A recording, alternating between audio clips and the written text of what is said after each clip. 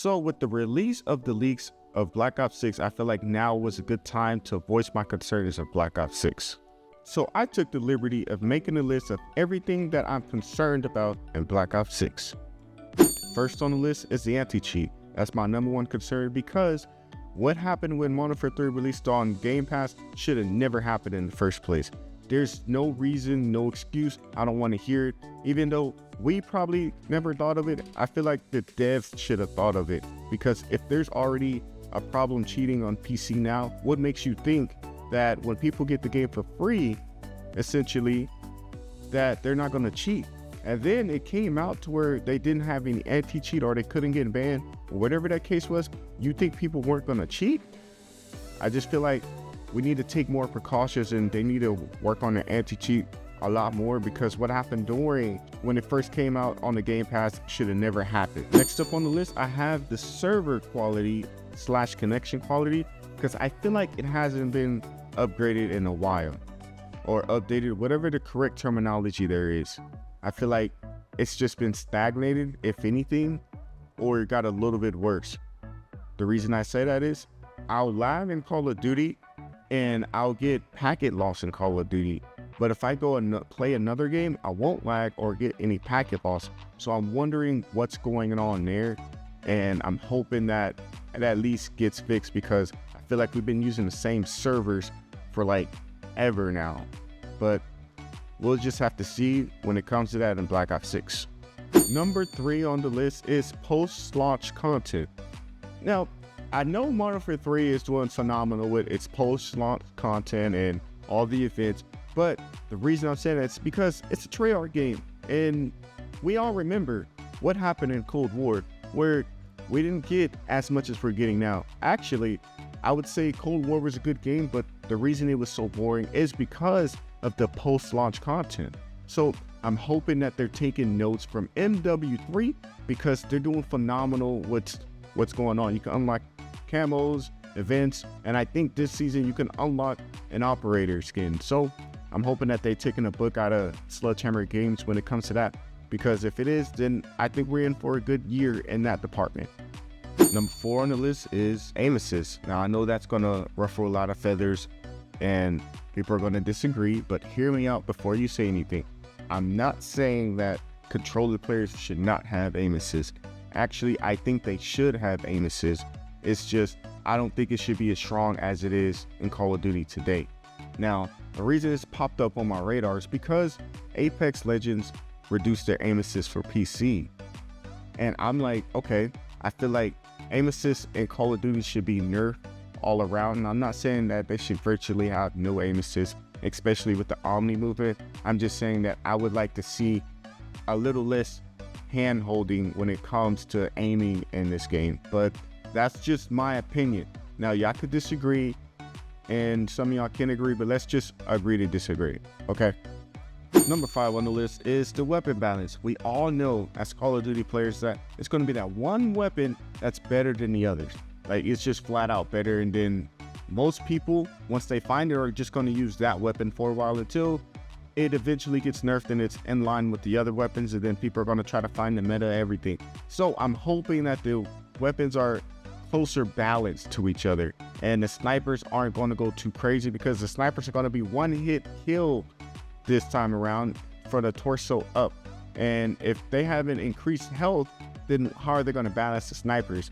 I'm hoping that they go back to how it was in Black Ops 4, because it was a nice trade-off. In my opinion, you had one hit kill weapons, got no aim assist, because if it's one hit kill, that should just be pure skill, and I think it should be like that. But not everybody might agree. That's just my opinion on it, but we could just move next on the list. Number 6 is the maps. Granted, we haven't seen too many of the maps in the game. From the leaked gameplay, we've seen a couple maps. At least I only seen a couple maps. I didn't see all the maps, and they're pretty small. They're not huge. I don't mind that the maps are huge, but my thing is I haven't seen them all, and I'm always worried about the maps when it comes to Call of Duty in any game. I'm hoping that the maps are pretty good, that the maps aren't too big, but they aren't too small. Like, I don't want, for instance, I don't want 20 shipments.